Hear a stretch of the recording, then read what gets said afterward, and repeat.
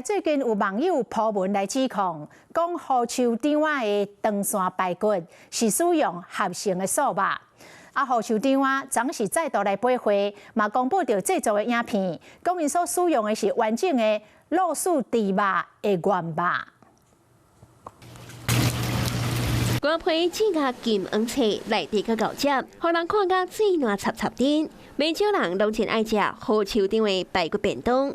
嚴格真情所互網友指控，排骨的口感特別嫩，懷疑是合成的素肉。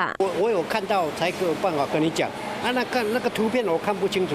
依照我的經驗，我都講這一句啊，騙得了人，騙不了嘴巴了。植物肉它有它的口感啦。原肉甲組合肉，外觀甲口感攏有差。原肉花紋是獨一無二，紋理清楚。組合肉花紋無連續，各地肉大細甲外形攏相同。原肉食起來口感雜飽嘛較 Q， 組合肉食起來較軟。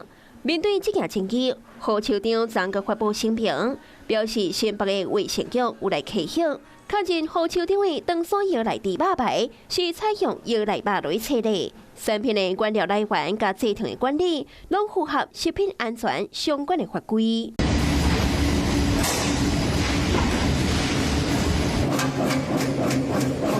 那公開切版影片，魚鰍場也表示已經邀請網友到門市參訪交流，親身了解豬排原料的來源。新北的衛生局也證實，經過調查，產品的原料不是使用合成肉。